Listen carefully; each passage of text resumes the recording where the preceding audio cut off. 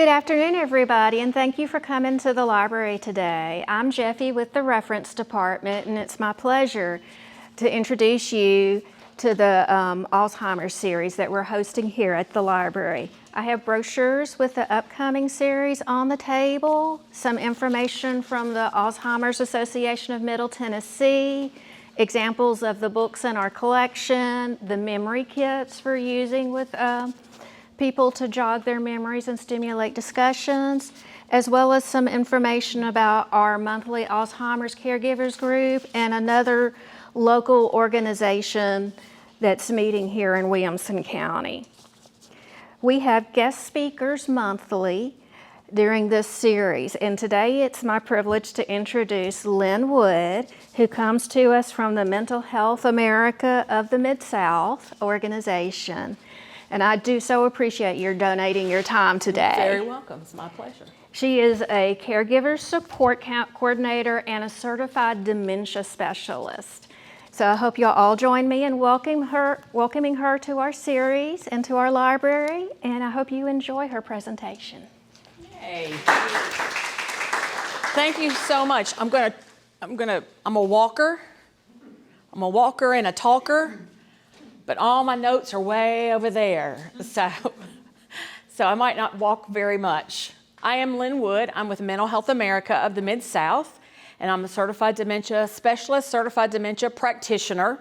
But what I do is I work strictly with the caregiver. I never even really meet the person who has the diagnosis. My job is to support the caregiver in navigating this journey that you have found yourself on, and we don't get to train for it. It just kind of happens to our life, and here we are. And I am local, and I've been doing this work for about 17 years, and there are some brochures, copies up here, and then my services, I serve 13 counties, and we're getting ready to branch out into West Tennessee, so that's exciting for us. And so today we're going to talk about leveraging the power of activities for behavioral redirection with those living with dementia. Really long title. But the basic idea is someone's having some behaviors. How can we stop that behavior and get somebody moved on to something else? That's what we want to know. And so we're going to look at some behaviors, but we're really going to look at how to break that mouse wheel that sometimes people get on when they just keep repetitive emotion. So we are going to look at some behaviors, but there's just a couple of things I got to get through some housekeeping first. I'm not a nurse, I'm not a doctor, I'm not a therapist, but I am an educator and a dementia practitioner. So if there's mental health issues going on, you can reach out to us at mhamidsouth.org, and then we can put you in contact with the right folks. And what that means for you is when I'm working with a family, if I think I see some anxiety, some depression, then I will be very upfront and say, oh, I think that we're working with more stress, caregiver burnout, and then refer on to those clinical folks who can help navigate those diagnoses. So there's three things that we're going to talk about. We're going to explain the functions of the different types of behaviors demonstrated by those living with a dementia, keys to success, and then why specific activities work. So first of all, it's important to know that a vision is our most powerful input. You know, if you go back to kindergarten, we've learned our 5 senses, smell and seeing and taste and touch. But vision is where folks living with dementia, they're really paying attention to what they're seeing, because we know cognitively they may not be able to process what we're saying. And here's what we do. We think that they can't hear us, so we talk louder, and that's really not the problem. The problem a lot of times is not the hearing, it's the cognitive understanding of the language that we see decreases. And so someone is watching our behaviors, our facial expressions. Are we twitching? Are we playing on our phone? Or are we making direct eye contact and making sure that we are showing happiness if we're happy, or laughing, or are we sad? Because they're going to pick up on that behavior of ours to see how they should behave. If you've ever walked into visited an assisted living area or a memory care, you might see people sitting around and talking and having a great time and laughing. And you and I would not know what the conversation is about. We would not be able to understand it. But they're having the best time in the world. And it's because somebody was smiling and somebody else started smiling, and then it just kind of took off from there. So that's how we know that folks are watching what we're doing, so that they know how to respond. What we do as caregivers is we talk too much. We give too much information at one time. I just left a family. She said, yeah, tell my dad, go ahead and go outside and turn on the hose and water the flower, the garden, and then get the pots for me too. And she said, and I'll go out there 15 minutes later, he's standing there with water running out of the hose, but not watering anything but the grass. But she gave him too many instructions at one time. So what I educated her was, well, we need to cut that list in half. Let's get him outside with the water. Now let's have him water what we want to water. So we need to give more brief descriptions. And you know, the other thing that we don't need is we don't need a lot of adverbs and adjectives and things like that. It's not because of this and when we do that and what for. We don't need all of that, because someone whose brain is dying, which is ultimately what's going on with a dementia diagnosis, they don't process all those words. Language is on the left side of our brain, LL, left for language. Rhythm is on the right, RR. So chit-chat is on the right, foul words is on the right, prayer, poetry, all that's on the right. But we lose those language abilities first off. So if somebody starts cussing like a sailor, they're just using those as nouns. So try not to be real offended, because their brain on the left is just not able to assign a noun to that. So we need to give less instruction and make sure that we're presenting ourselves open, and we want to help that person.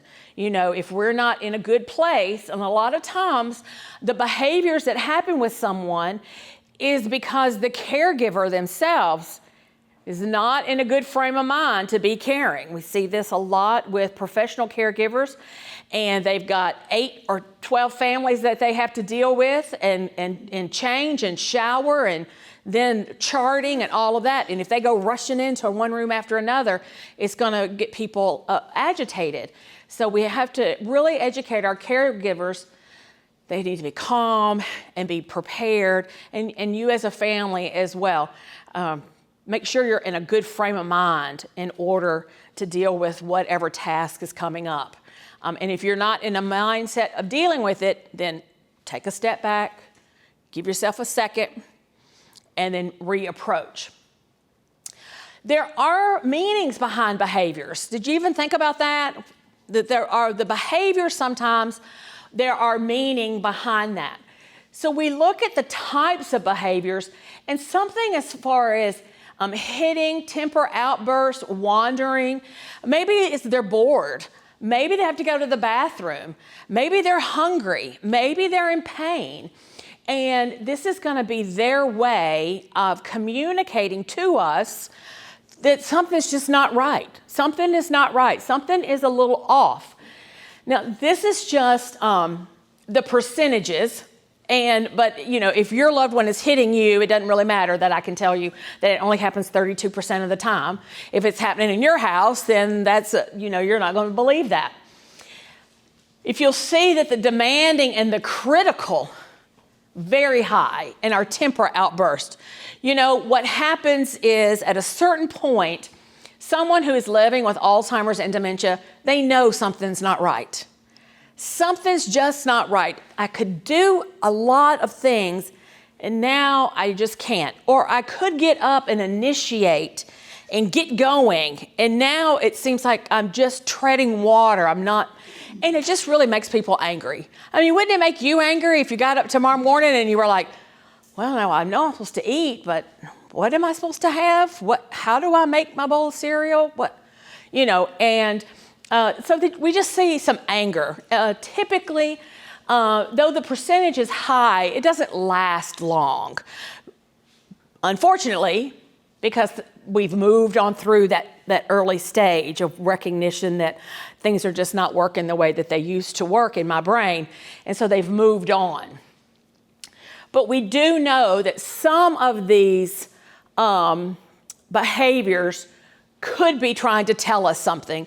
So instead of just assuming that our loved one is repeating a question over and over again or wandering out the door just to upset us, maybe we can take a step back and go, wait a minute, they're wandering and trying to leave the house. What are they looking for? Are they living in a time in their brain when they had to go to the hen house to get the eggs? Or they had to go to the garden to pick the beans or to pull the okra?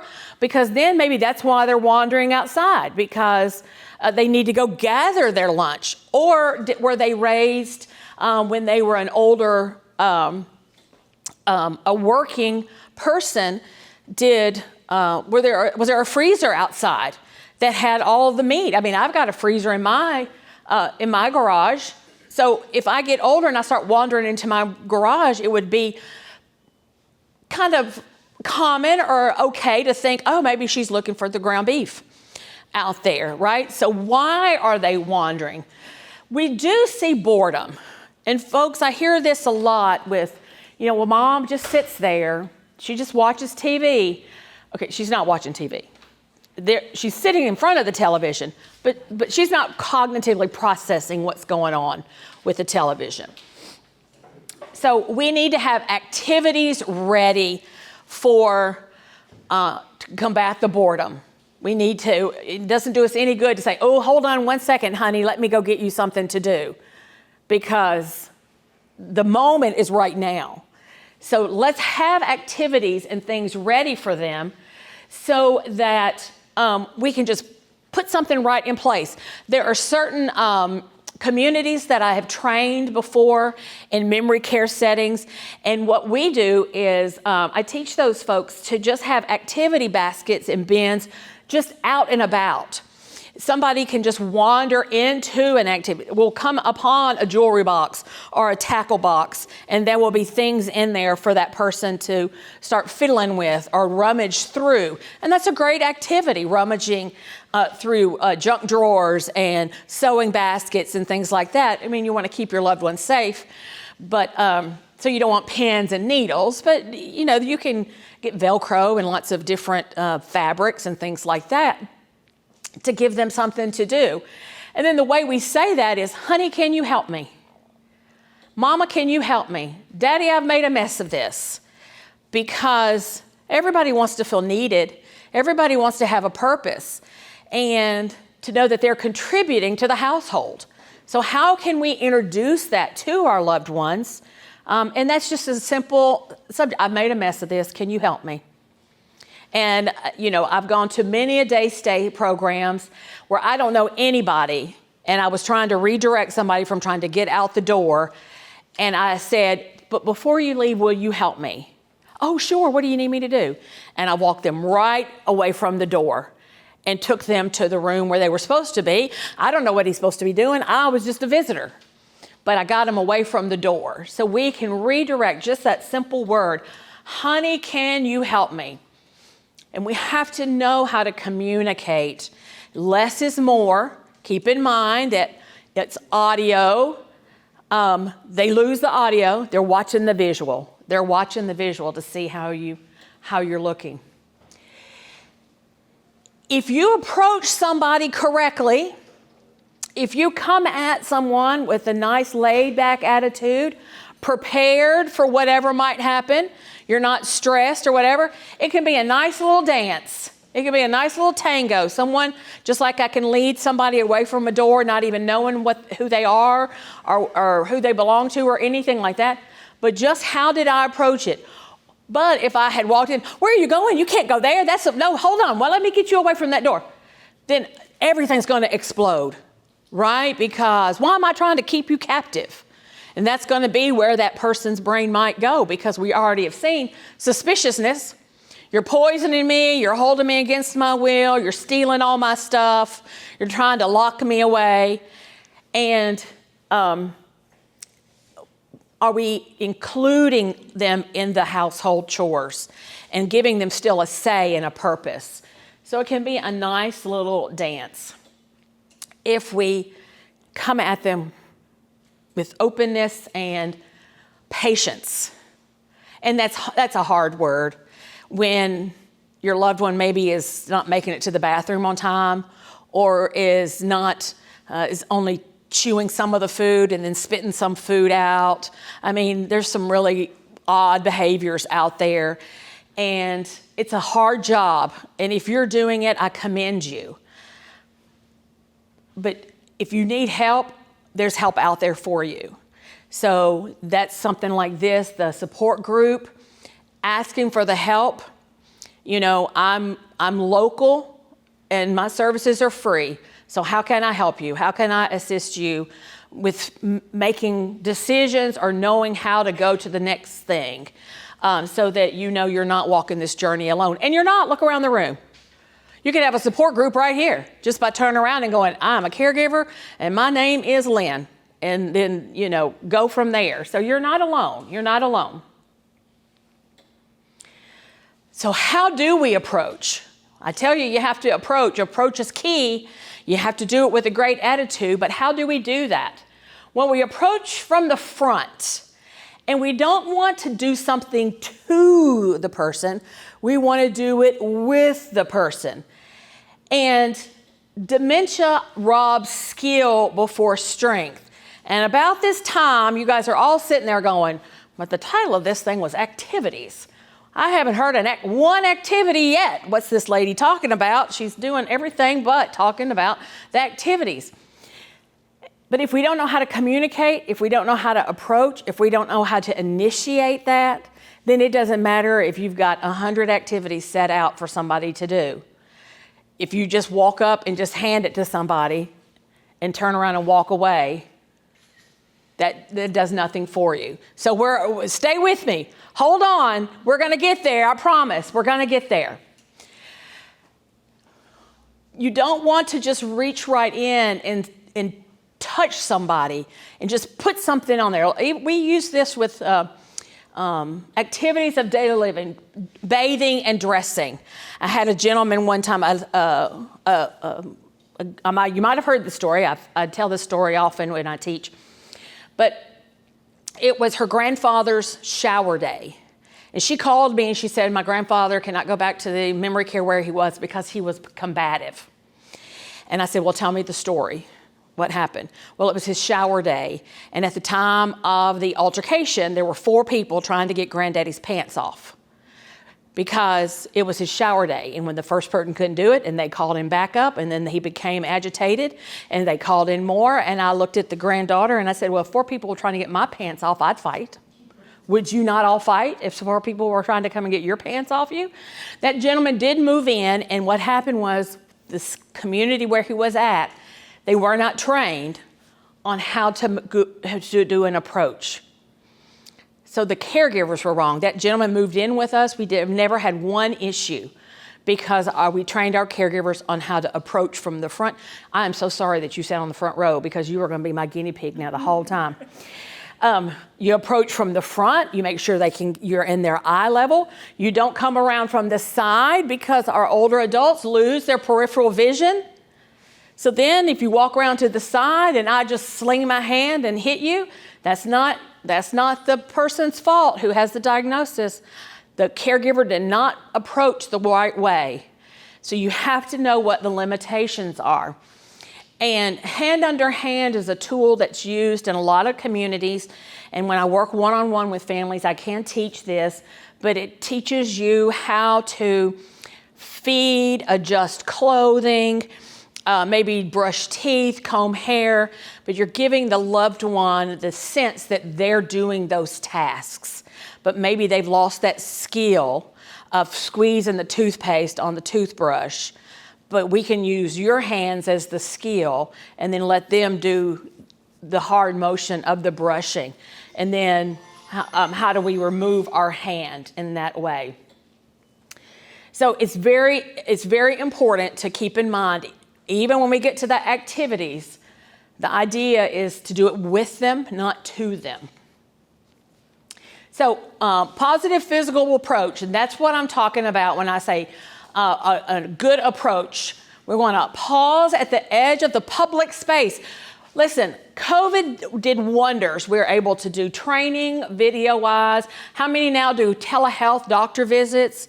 I mean, I have a lady who's attending a support group in Tennessee, and she's attending a support group in Arizona because that was the one that had the meeting when she could meet.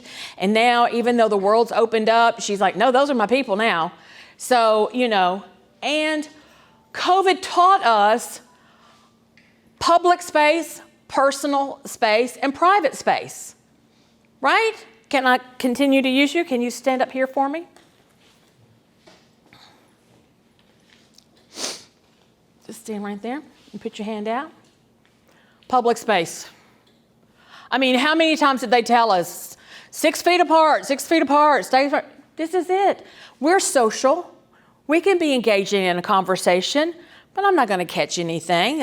What the COVID people did wrong, in my opinion, is that they should have been saying physically distant. Don't socially distance. Because we can be social but still be physically apart.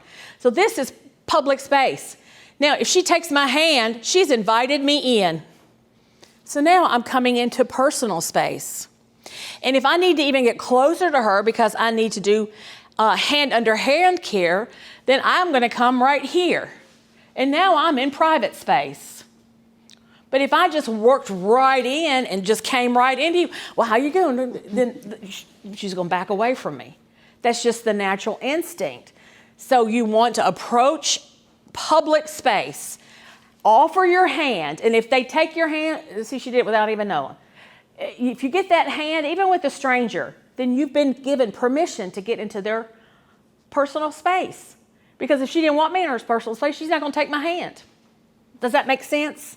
And in order for us to do an activity with someone, we got to get them to be in our area. We got to be in their personal space to get them going on an activity. Thank you so much.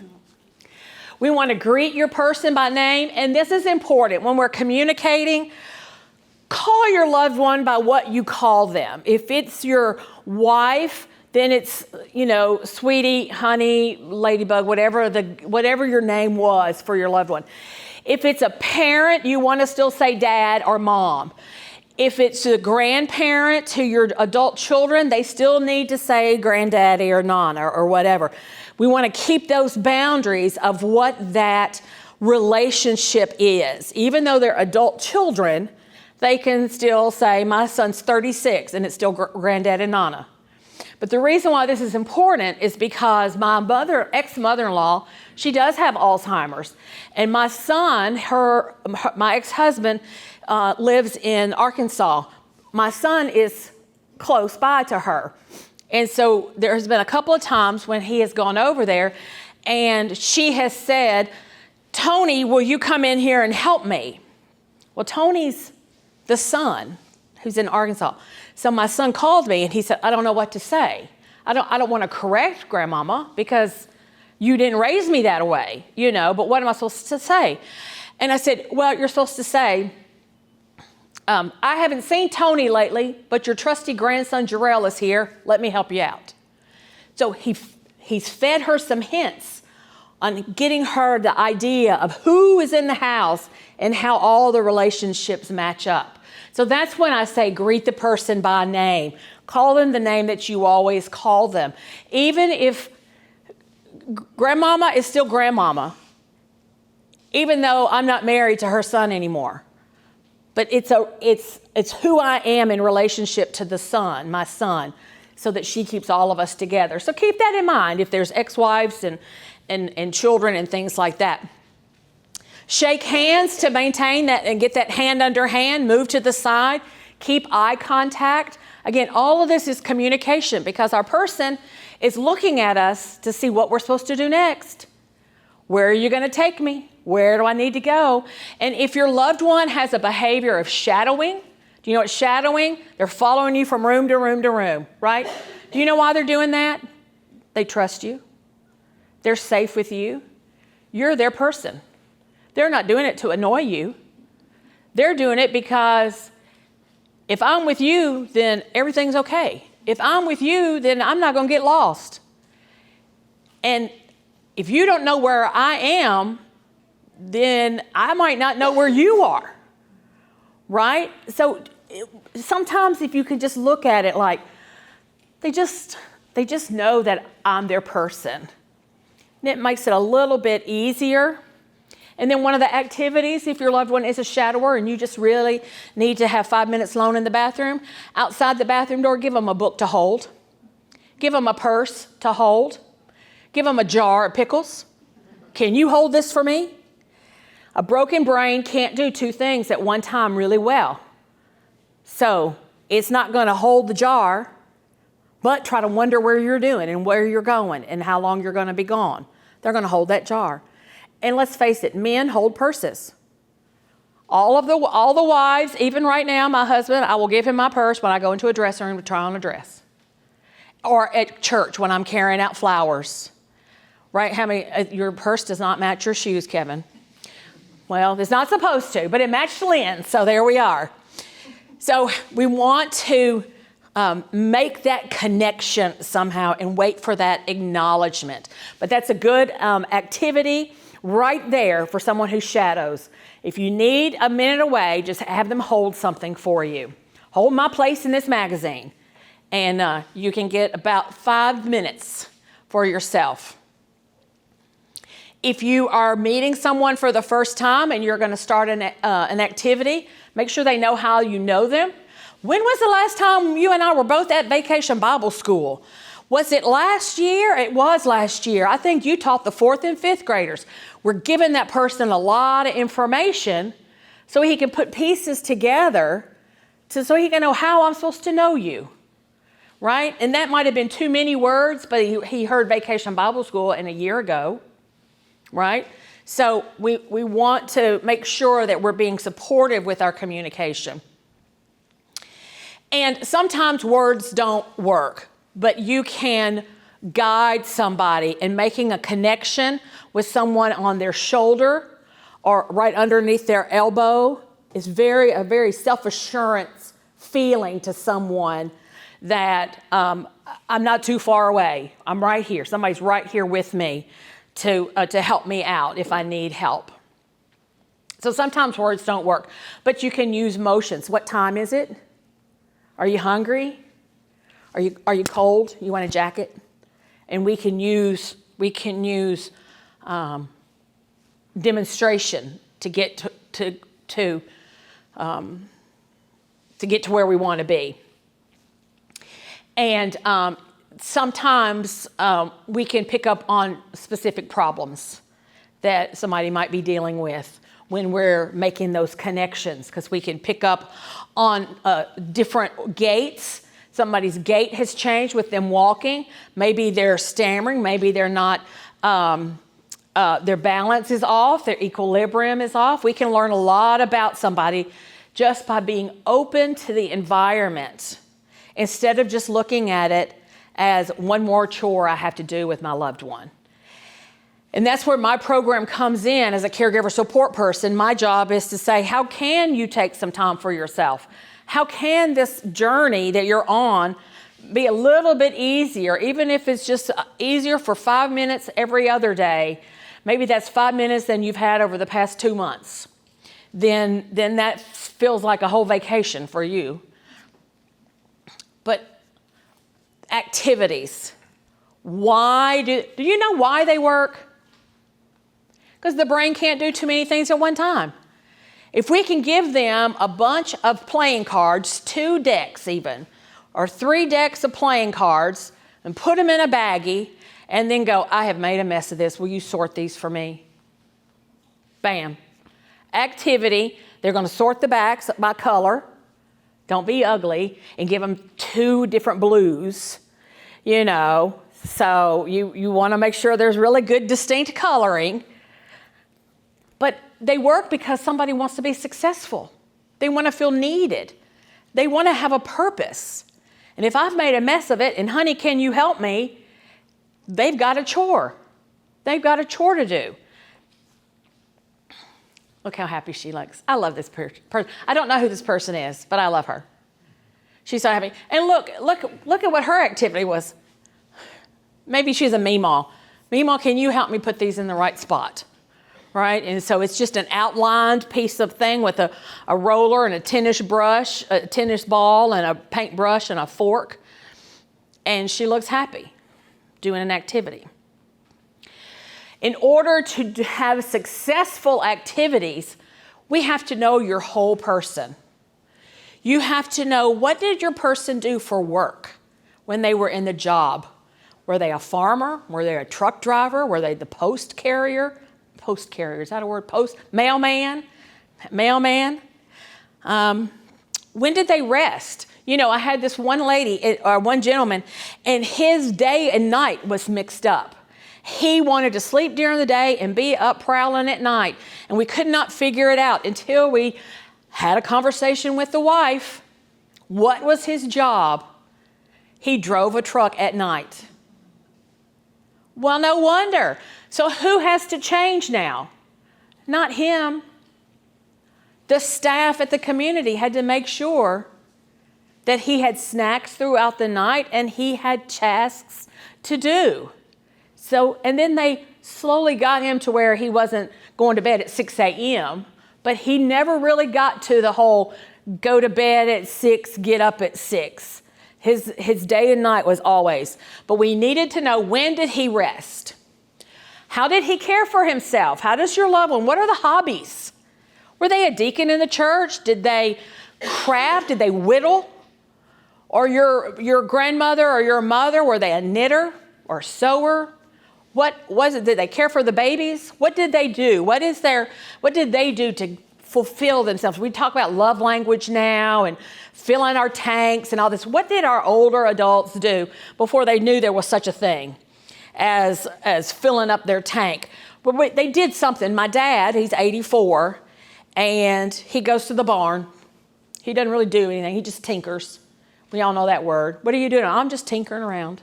I don't know, never know what he does. It always looks the same every time I go up there, but apparently there's tinkering that's been happening up there. So, and then leisure. What is leisure? What is our leisure that we can do? Leisure and resting are two different things. Resting is rejuvenating ourselves and knowing when our days and our nights are. Leisure is it meditation? Is it journaling? Is it singing? Is it doing poetry? What did we do for leisure? And we have to know the whole person, because if I try to give baby clothes to somebody who never had children, they are not going to be interested in that activity, right? Because they're going to go, I don't know what to do with all this cloth diapers. What in the world? You know? So we have to know the whole person. And this is something that I really work with on our assisted livings, our memory cares. This one program I have done with Vanderbilt Behavioral Health, with Vanderbilt Alzheimer's Clinic, because they're admitting people and not knowing the whole person.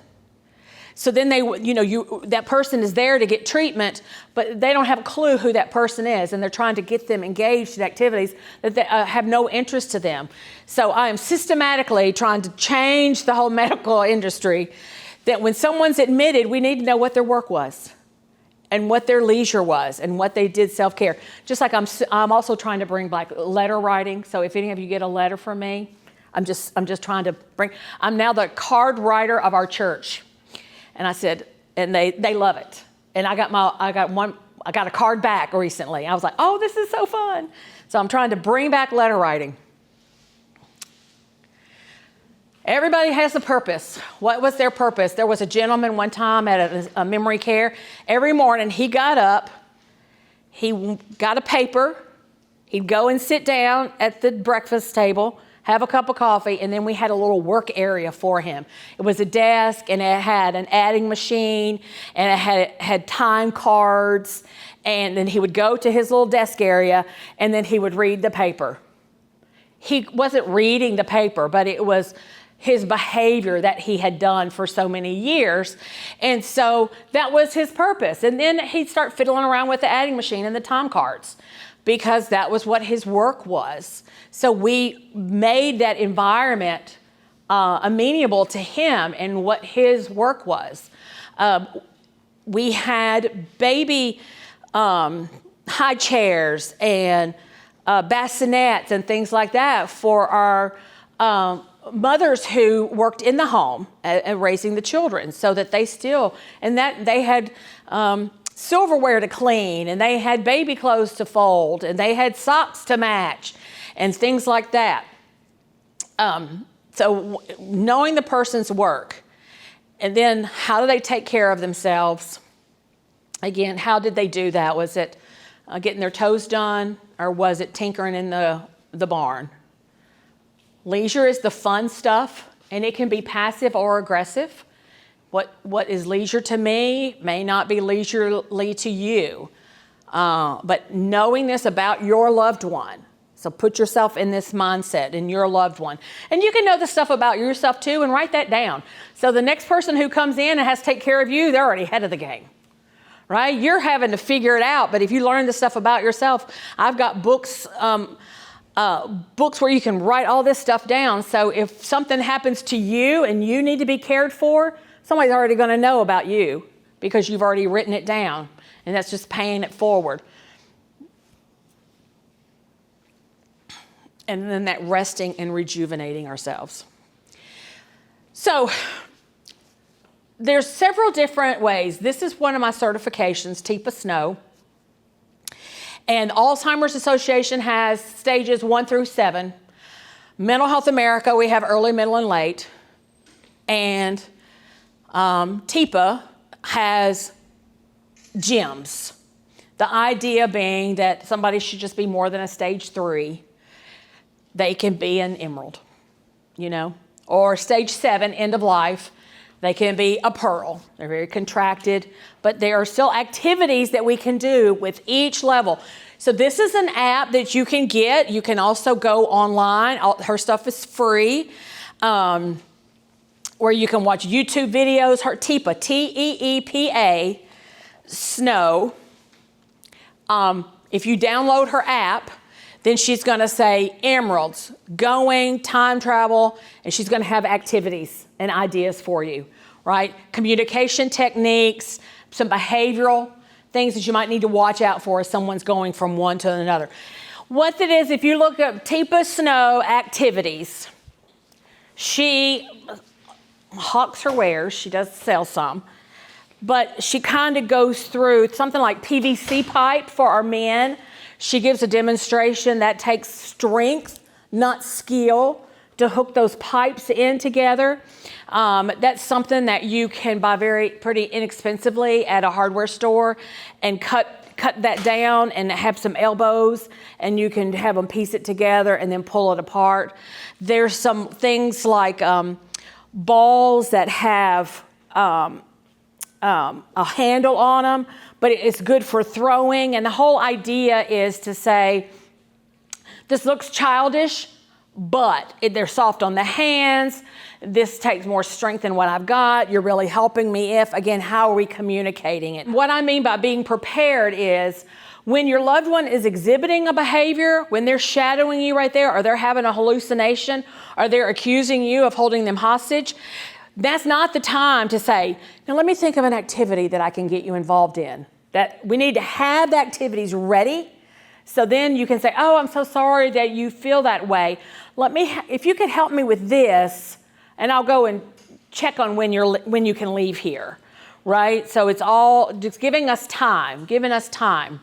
So we have to be prepared, whether you're at home or a medical setting. And some of these things you could do in waiting rooms if you're having to take your loved one to the doctor, if it's a hospital visit, if you're waiting for a reservation at a restaurant. Some of these little things you can put in bags, and in just like the memory kits that they have over here, they've got activities already there. So you can just throw that over your shoulder, and when you get to the restaurant, they've got something to do while they're waiting for the table, or while they're waiting for their food to come, right? So it's all how we sell it. And I don't know that there's another library that has those memory kits. My company, my agency, tried to get a grant in order for us to put memory kits together so that we would have them as well. And the reason why they're good is because they give you, and correct me if I'm wrong, Jeffy, but the way they were designed is to have activities in there so you can see what works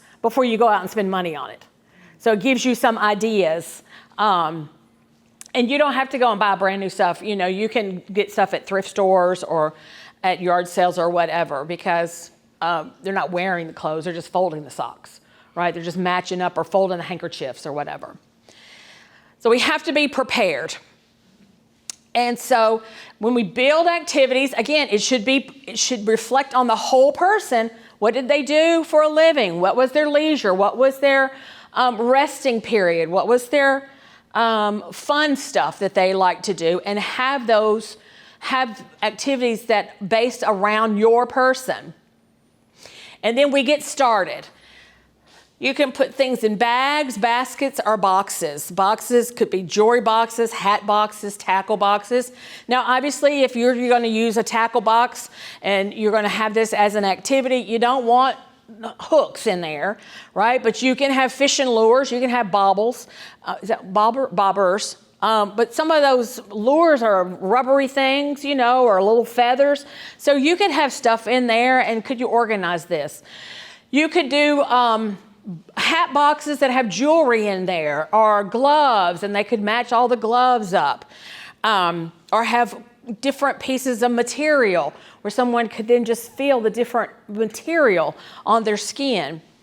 Sometimes having stuff in the baskets like clothes to fold, baby clothes to fold, towels, washcloths, you can just have that basket sitting out. Wonderful thing about that stuff is you can just unfold it. You can just dump it over and then put it all back in, and you can redo it. And then, of course, the baggies, those would be things like poker chips, large size pasta noodles, decks of cards.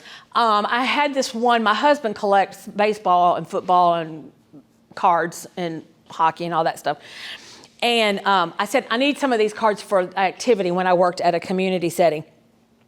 And he gave me a box of just old cards, and I took that in. Herschel was the guy's name. And I said, I've got all these cards. And he said, well, I'll document them for you. Just give me a pen and paper. And he sat right there, and he pulled each card out, and he scribbled something on a piece of paper, and then he laid over. I could not make heads or tails about what he was writing, because he really wasn't writing anything. But he was looking, and he goes, I saw this guy play once. I saw this guy. I don't know if he really did, but he said he saw that guy play once, and so I oohed and awed, and he had an activity. Now, carry on 2 days later, I go back up there to do something else as my manager on duty day or whatever. And there was 3 women, and they had those cards, and they were sitting on the couch, and they were sorting the cards. But they were sorting them in different things. One was sorting them per sport. One was sorting them per color of the jersey. And another one was sorting them per the person's race in the card. Was it a black person or Hispanic or a white person in the card? So it goes here. No, that one's going to go over here because it's orange. No, I think this one goes here because he's white. No, I don't think that's right. And they just were having the best time in the world trying to sort these cards. So you don't need to put a lot of thought into them. They will figure out a way to have fun and to socialize with someone. But that's how you can just have these cards in a bag sitting around and ready to go. The idea is ready to go. When they're having a hallucination, you know, why is that person standing in the corner? I'm so sorry, I don't see him, but let's go into this other room and let's do this, you know, and then go take them into another room and get them going on something. And that's really important. Just FYI, on another training that I do, when you're communicating, let's not validate a falsehood.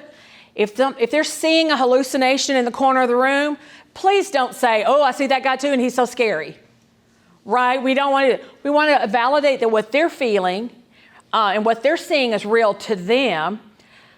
I know you see that guy, but I'm sorry, Nana, I don't. But we can go into another room if that's bothering you, right? We don't want to say, if they're seeing spiders on the floor or whatever, we don't want to say, I know, and they're so scary, right? Because at some point, they might have that really lucid moment, and then you don't want them saying, oh, but you were made fun of me earlier when I was seeing the guy in the corner. I know I wasn't really seeing a guy, but if you fed into that more, then that could break a trust. So just say, I'm sorry, I don't see what you're seeing. I'm sorry, I don't smell what you're smelling. I'm sorry, I don't hear what you're hearing. And that's really a good way to redirect.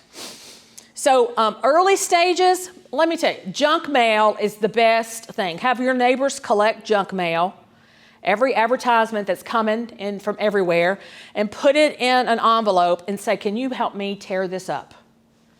And that is a good hand-eye coordination, strength, and who doesn't have junk mail to get rid of? They can cut pictures out now. There's puzzle cubes, threading pasta, untying knots. If your loved one was a military man, if he was in the Navy, go to the hardware store and get rope and tie knots and have them untie the knots. It's something, and I had it. I just was at a resource fair on June 8th. And I have what's called a bendy stick. Bendies, Beedez, something like that. But it's just a stick, it's about this long, but you can tie it. You can twist it. It's supposed to be for anxiety and for fidgeting. It's like those fidget things that now people have. But this is a stick, and it's bright orange. And I was giving them away. And I had just been standing there the whole time. I was there for 5 hours. And I had tied this thing into a knot. Just threaded it out. And this lady, and she had dementia, and she was with her husband, and she said, well, what is that thing?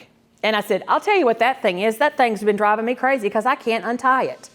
Can you get this untied for me? And the daughter said, she won't be able to do that. And the lady picked it up, and it took her a minute, but she untied this rubber thing, and it really wasn't hard. And she straightened it out, and she went, ta-da! Do you have any more you need me to do for you? And I said, nope, this was the one that was giving me the worst trouble. She was so proud of herself. And she looked at her, she said, see, I told you I could do it. Right? Talking to the daughter who had said she won't be able to do that. But she just felt like she had contributed something and helped me. So untying knots is a great thing. Then we get into harder stages, those middle stages. They can help cook. Maybe they're the ones who crack the egg. Maybe that person is the one who doesn't measure the flour, or measures the flour, but you do the leveling off if you're baking, right? Maybe they're too shaky to level it off. You can get all the ingredients set out and then say, okay, now it's the eggs, now it's the cocoa, now it's the sugar, now it's the this, and let them do that. Sorting items, organizing a junk drawer. How many of you in here have junk drawers at home? Thank you. I have like 5. And I'm not going to clean them out. I'm just going to wait till I pass away, and then I'm going to stand in heaven and laugh as my son is trying to figure out why I'm doing this. I was at my mom's house. I just told the story to the lady. I was cooking for my mom, and she was trying to help me, but she has expressive aphasia, so she cannot help me because she can't get the words out. But she was being very critical of the way I was cooking something for her. And I was looking for a slotted spoon. So I pulled out this drawer, and before I could find a slotted spoon, she had 8 pizza cutters. 8. They were exactly the same. They all had little wooden handles. They were all about this tall with a little bent over thing. I mean, it's not like she had a big one and a small one. I mean, all of them. And I said, Mama, I don't know why you have 8 pizza cutters, but I need a slotted spoon. I pulled that drawer out and I set it on the table. She pulled out everything from that junk drawer. She found my baby spoon. She found my little bitty silver cup when I was a baby. She found those plastic things that hold corn on the cob so the butter doesn't get everywhere. Yeah, I love it when I tell that story, and everybody always shakes their head because we all have them. I saw ceramic once on Saturday. I was at an estate sale, and I thought, oh, ceramic, see, but the plastic ones are the best. They don't break. And then she found all the little holders that go in the end. So she sent them all out, and she put the little holders in all of them, and she said, and there you go. just like that. And there you go. I said, did you find a slotted spoon? Oh, no. I said, well, clean all this up because now it's time to eat. And she put it all back in there. But somebody who doesn't know what they're looking for, have them find you the eyeglass screwdriver. You may not have one in there, but they're going to have fun finding all the other stuff that are in that junk drawer. And then when they look at you and say, what am I looking for? You weren't looking for anything. You were cleaning it up for me. Oh, let me clean it up. And if they get it halfway cleaned up, what was I looking for? The eyeglass screwdriver. Oh, that's right. And let them do it back out again. Right? I mean, or throw stuff away, you know. Drawing and painting, now they have these wonderful books where you just need water. And if you put water on the brush and then you swipe, and they're not like kindergarten pictures, they're like adult coloring book pictures, right? And that you can do. But if your loved one, if their leisure or their fun was art, maybe they can't paint a portrait anymore, or maybe they can't paint a vase of flowers, but maybe they can do abstract. Maybe they can do art that is called blow art, where you put paint on a thing and then you blow through a straw and it moves the paint. Do clay, do putty, something to give them an idea that to get them back to what they like to do. They don't have to give up what they loved doing before. Now, have y'all seen those big knitting blankets? Those blankets with the really big knitting yarn where you do everything tying. So, I mean, we can adapt to meet the needs of our older adults. Providing a cleaning cloth, matching items on the board, playing music, dancing, and the PVC pipe as we get into later stages. Again, if you call me, I've got 5 to 7 pages of activities. Alzheimer's Association has activities. Teepa Snow has got activities. You know, and if you don't want to waste your time, again, my brochure's up here. Call me and I can email you 7 pages. And some things work on Tuesday, and that same thing may not work on Wednesday, but guess what? It might work on Friday. So just because it doesn't work one time doesn't mean we just chunk it. We can still continue to try to do that. And you know what's important about activities? What's important is that your journey is going to end. I mean, it's just a fact of life. We know 4 things about dementia. We know that 2 parts of the brain are dying. We know that it's progressive. We know that there's no cure. And we know that it is terminal because the brain is dying. At the end of your journey, can you take some of these activities that you have done with your loved one, so when your journey is over, it's not just about the care. It's not just about the shadowing. It's not just about cleaning up bathroom accidents. You have some memories that will sustain you when your caregiving journey is over. That's my hope with these caregiving things. Putting photographs in a photo album, that is for men or women. And we're paying a lot of money right now for people to figure out what our heritage is and where we came from. And if you get with a Meemaw or a Pop or whoever, my mother-in-law is 89, and I can pull out pictures and goes, this is my second cousin's daughter. And you know, we haven't spoken to each other. And so, well, what was her name? Clarissa. And I'm writing Clarissa on the back, right? Because she has my history. Or she has my husband's history. And you can put photo albums in a photo album, and they can be upside down and backwards or whatever, and it doesn't matter. They're telling you their history. Because what we know for sure is what we learned first, we remember the longest. So our older adults' history is still in their brain. They can still tell you about them trying out for the Little League baseball team, or when their dad took them fishing at their grandmother's pond or whatever. My sister has fallen into a tackle box and had hooks all in her backside, which was the same time that I rode a pig. And I can tell that story now, and that happened when I was a little girl, and I'm gonna forever be telling the story about my sister who fell in the tackle box on the same day that I was riding the pig. And my parents couldn't figure out which one they needed to talk to first. get me off the pig or get all the hooks out of her hiney. So we keep those memories. There's no certain answers. This is another thing we know for sure. Some things are going to work and some things are not. But if we can come at it with a good frame of mind, with the idea that this is going to be something that sustains me, then maybe that can help us on our journey a little bit more, and put us in a good frame of mind to move forward and not just think about all the hard that goes with this journey, but we can find some fun in this journey, because the fun is what we're going to remember. These are all the resources where I found all of the stuff, and so if you don't believe anything I just told you, this is where I got it from. So I like to always say that.